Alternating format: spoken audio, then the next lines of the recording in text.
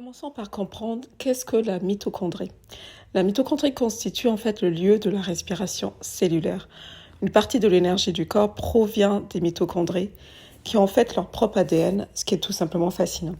Il y a beaucoup de similitudes entre les mitochondries et les bactéries et notre énergie est générée à partir des mitochondries. Un nutriment donc très important appelé la thiamine ou la B1 qui est entre guillemets la bougie d'allumage de la mitochondrie. C'est en fait la vitamine B1 et donc la thiamine qui en fait vous aide à convertir le carburant en énergie et pas seulement pour alimenter l'énergie mais aussi pour alimenter tous les différents systèmes en fait de votre organisme. La B1 permet d'apporter l'énergie à votre métabolisme pour faire fonctionner, comme je disais, tous les autres systèmes. Donc, il y a effectivement certaines parties du corps qui ont une quantité de mitochondries plus élevée que d'autres, comme par exemple le cœur, qui a une plus grande quantité de mitochondries dans ce muscle. Et si vous êtes donc déficient en B1, votre cœur, peut en souffrir. Donc, ce qui va se passer, c'est que vous pourriez avoir des arythmies, vous pourriez avoir une augmentation du pouls qui tente de compenser, ou si ça devient plus grave, même une insuffisance cardiaque. Donc, il faut aussi également savoir que le cerveau utilise aussi beaucoup de mitochondries, puisqu'en fait, tous les organes et surtout les muscles qui nécessitent beaucoup d'oxygène, donc ont besoin entre guillemets de ce carburant, donc ils ont besoin de la B1. Sinon, vous pouvez vous retrouver, comme je disais, avec un brouillard cérébral. Vous pouvez vous retrouver avec des sautes d'humeur. Vous pourrez aussi avoir, comme je disais, des problèmes neurologiques. Alors moi, ça m'est arrivé, c'est vraiment terrible d'en arriver là. J'avais mal au poignet tous les jours. Et je consultais un médecin interne, il me disait oui, mais quand on a des douleurs comme ça en continu au poignet, c'est un problème neurologique. Mais ils m'ont laissé comme ça des mois et personne n'a pensé à regarder mon niveau de B1 qui était terriblement bas, voire c'était inexistant en fait. Donc en fait, tout ce qui est agitation neurologique, si vous sentez que voilà, vous avez un problème au niveau du système nerveux, pensez tout de suite à la B1. Puisqu'en fait, ce qui se passe, pour rappel, c'est que le système nerveux sympathique, en fait, il prépare le corps à une activité intense. Et donc, c'est la réponse, entre guillemets, combat ou fuite. Tandis que le système nerveux parasympathique, lui, il conserve l'énergie et régule l'état de repos et de digestion. Donc, au niveau du système nerveux parasympathique, on a ce qu'on appelle la pression du sommeil, donc ce qui vous pousse à dormir dans les cycles de sommeil profond. Et on a l'impression quand on parle de sommeil que c'est une activité passive, mais en fait non, c'est bien un mécanisme actif où votre corps doit pouvoir se reposer et doit pouvoir se réparer. Donc la B1 est absolument nécessaire aussi pour optimiser tous ces cycles de sommeil. Et si vous n'avez pas assez de B1, vous aurez aussi toutes sortes de problèmes de sommeil, de l'apnée du sommeil, de vous lever à 2 heures du matin. C'est ce qui m'arrivait. Je me levais à 2 heures du matin. J'avais des nuits complètement difficiles, incomplètes. Vous pouvez faire des cauchemars.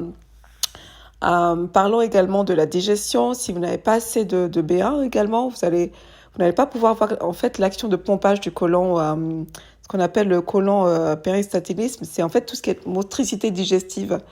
Et donc, ça peut créer de la constipation. Vous pouvez aussi augmenter votre susceptibilité d'attraper une bactérie au niveau de l'intestin grêle. Donc, voilà, il y a pas mal de choses à prendre en compte parce qu'en fait, le système nerveux sympathique qui vous maintient, comme je disais, dans un état de fuite ou de combat, il est vraiment là pour en fait gérer toute la notion de stress. Et donc, si vous avez une carence en B1, cette situation-là, en fait, votre corps est un peu, entre guillemets, en mode super réactif, trop réactif.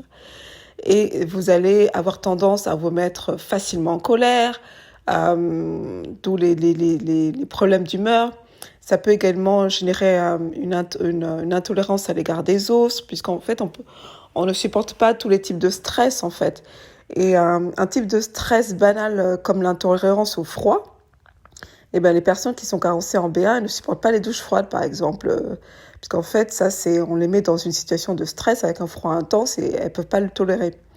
Pareil pour la sensation de chaleur. Si on les met dans une situation où il fait trop chaud, pareil, elles vont pas tolérer d'être à l'extérieur par forte chaleur.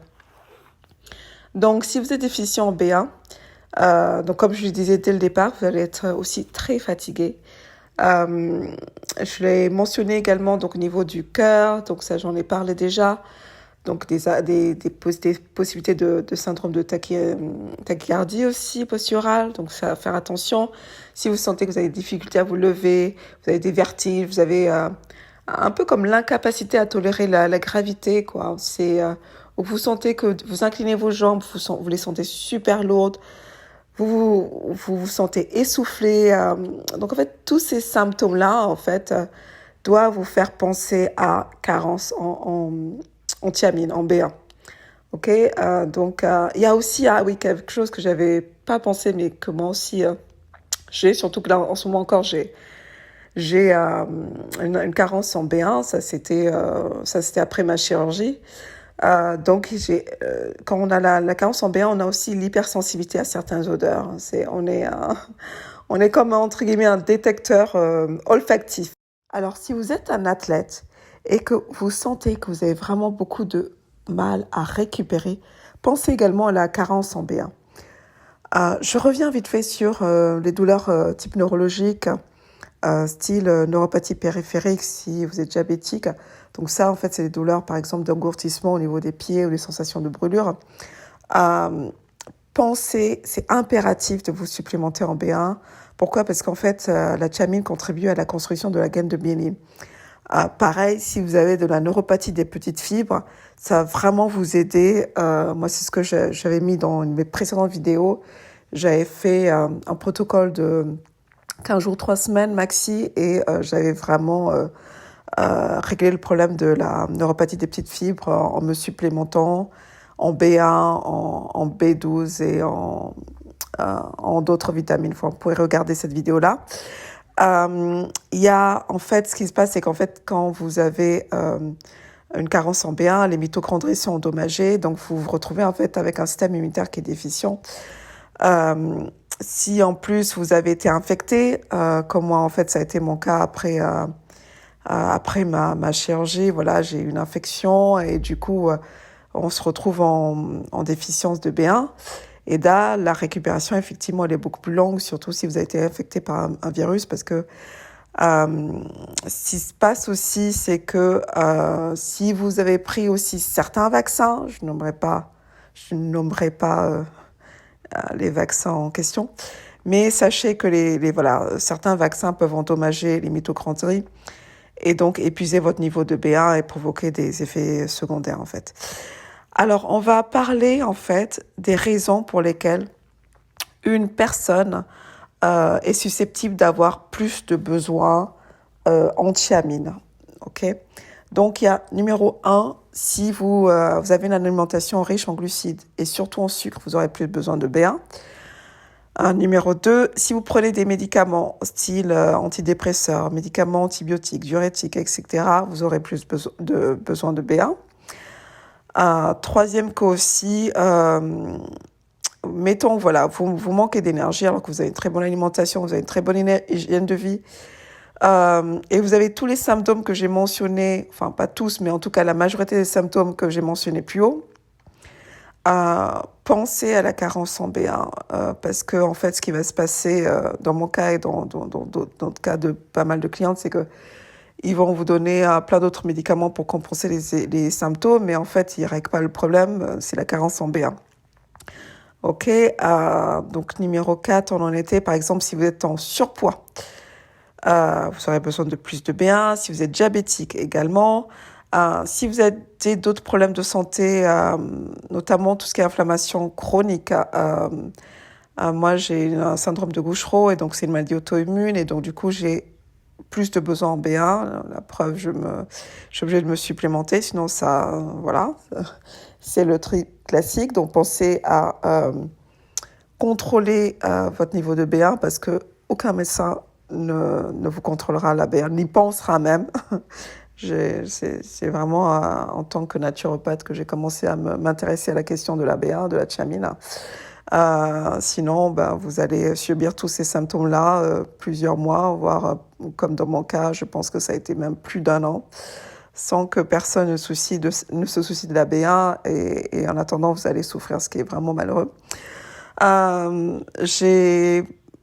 J'ai fait des analyses cette semaine et j'ai dû payer 40 €. Donc, sachez que les analyses de sang pour la BA ne sont pas remboursées.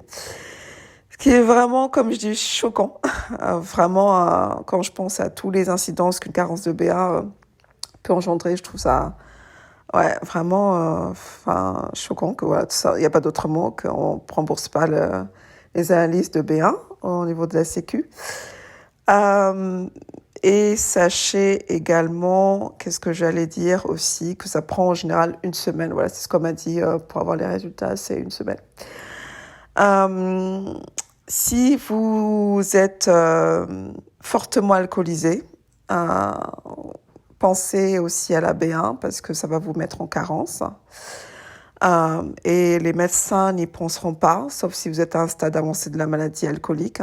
Donc voilà, pensez à vous supplémenter. Si vous avez une résistance à l'insuline, vous aurez besoin de B1.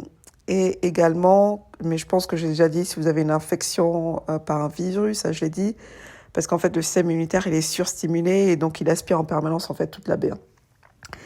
Et dernier point, si vous êtes des personnes souffrant de troubles digestifs, notamment si vous avez une altération du microbiote, vous aurez besoin de plus de B1.